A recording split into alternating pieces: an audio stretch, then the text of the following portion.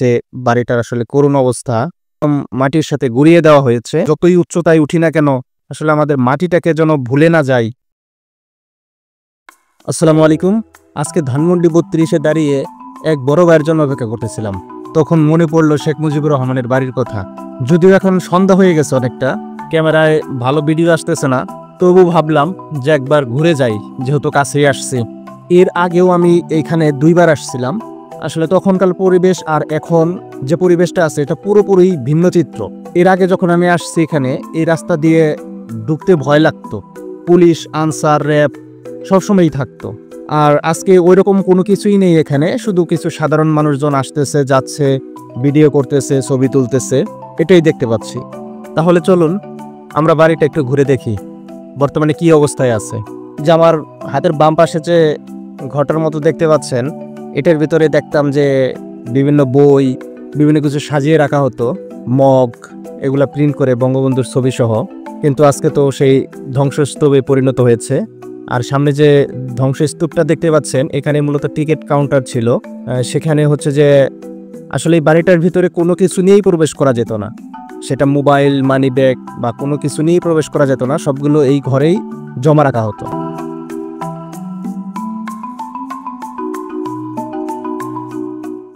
আসলে বলতে গেলে এই বাড়িটার আসলে অবশিষ্ট বলতে এখন আর কিছু নেই। যা কিছু ছিল সবকিছুই একদম মাটির সাথে গুঁড়িয়ে দেওয়া হয়েছে, আপনারা দেখতে পাচ্ছেন।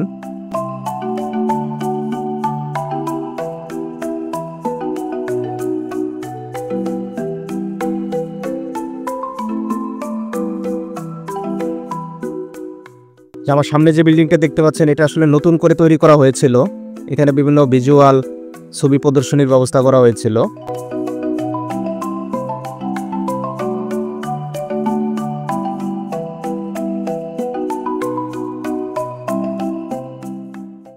আর মূল বিল্ডিংটা ছিল মূলত, এখন যেটা দেখতে পাচ্ছেন এইটাই, যে পুরাতন বাড়ি বা পুরাতন যে বিল্ডিং বলা হয় সেটাই হচ্ছে এটা। এখানেই মূলত জাদুঘর হিসেবে ব্যবহার করা হয়েছিল এবং বিভিন্ন স্মৃতিস্বরূপ যা কিছু রাখার সেগুলো রেখে দেওয়া হয়েছিল।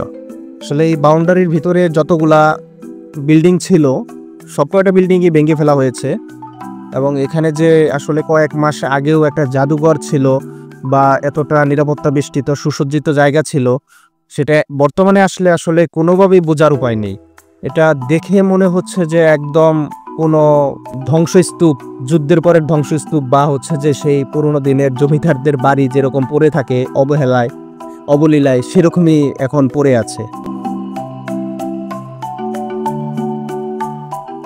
আসলে এখানে শুধু আমি একা না, আমার মতো আসলে অনেক লোকই এখানে আসছে, ঘুরে ঘুরে দেখতেছে, ছবি তুলতেছে, ভিডিও করতেছে।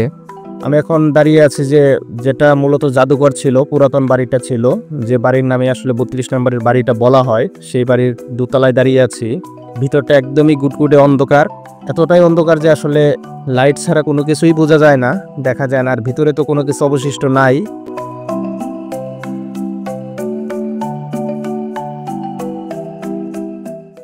এখানে আসলে কতগুলা রুম ছিল, কোন রুমে কি ছিল সেরকম আসলে বোঝার মতো কোনো উপায় নেই। ও ভিতর সাইডে যে নতুন যে বিল্ডিংটা বানানো হয়েছিল, আসলে ওই বিল্ডিংটা ওইরকমভাবে ভাঙা হয় নাই, কিন্তু ভিতরের আসলে কোনো জিনিসই অবশিষ্ট নাই। কিন্তু সবচেয়ে বেশি ভাঙা হয়েছে এই পুরাতন যে বিল্ডিংটা ছিল সেটাই। দেওয়ালগুলা ভাঙার পাশাপাশি যেখানে ভালো আছে সেখানে আসলে বিভিন্নজন বিভিন্ন কিছু লিখে রেখে গেছে। দেখতে পাচ্ছেন কিরকম একদম ঘুটঘুটে অন্ধকার। যারা ভিতরে ঘুরে ঘুরে দেখতেছে তারা আসলে মোবাইলের লাইট জ্বালিয়েই দেখতে হচ্ছে। আর যদিও এখন একটু সন্ধ্যা হয়ে গেছে তার কারণে একটু অন্ধকার, কিন্তু বাস্তবিক অর্থেই এরকম ভুতুরে একটা পরিবেশ তৈরি হয়েছে ভিতরে।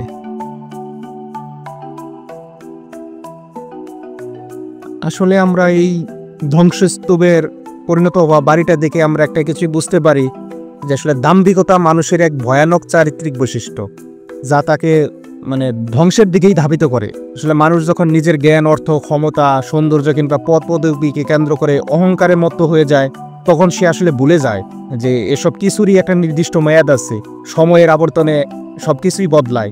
কিন্তু অনেক সময় আসলে আমরা যারা দাম্ভিকতা প্রকাশ করি তারা বুঝতে পারি না সবকিছু যে অনেকটাই ক্ষণস্থায়ী, এটা আসলে আমাদের মাথায় আসে না। আসলে আমরা কিন্তু ইতিহাস থেকে জানতে পারি বা দেখতে পাই যে কত সম্রাট, বীর, রাজা, মহারাজা যারা এক সময় নিজেদের দেবতার সমান ভাবতেন, তারাও কিন্তু আজ ধূলিসাৎ হয়ে গেছে।